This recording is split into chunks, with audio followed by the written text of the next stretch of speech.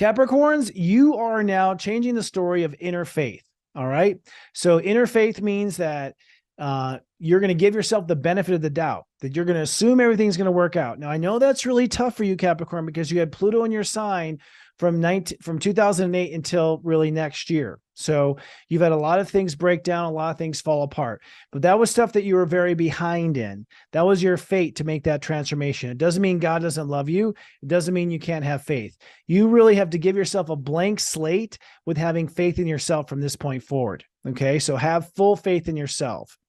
Now, the full moon in Gemini says that means you're going to have to let go of a certain attitude that you have in the moment in your body.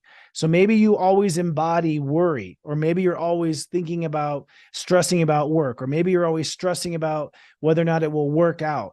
But what it says is your mind creates a certain stress in the moment in your body.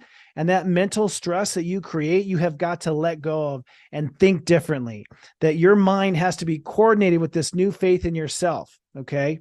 And it has to be aligned with that new faith in yourself. So you have to basically, in a way like Sagittarius is, you have to walk the talk. They have to practice what they preach. You have to walk the talk. You have to live in the moment like the faith you have in the big picture of things, okay? Now, the square between Mercury and Neptune is between your conversation with God. So your connection to God has got to be aligned with your mindset and attitude. So in other words, whatever plans you make, whatever strategy you have for business or family or achievement or whatever, that has to be in alignment with your spiritual values, your morals, and your relationship to God. They have to be on the same page. That's not to say that they aren't. I actually think Capricorns just tend to plan them differently, and then they realize they're in alignment or they're not. What the universe is saying is make sure they're in alignment, okay? So make sure that your plans are in alignment with your spiritual faith for your success to go forward.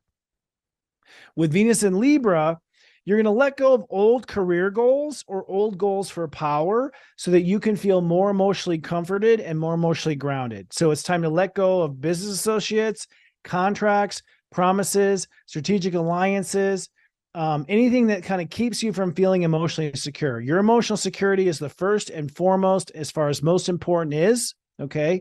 And your career stuff, you're a natural at career. You're a natural at business. Don't worry about that, because whatever you're holding on to right now, it cannot get in the way of your security. If your security is in place, your career stuff will come. Okay. So that's the big underlying story there. And I think that focusing on emotional security is really important also, because it helps you with that faith. If you're not emotionally feeling grounded, it's hard to have faith. It's serious joy, joy, joy.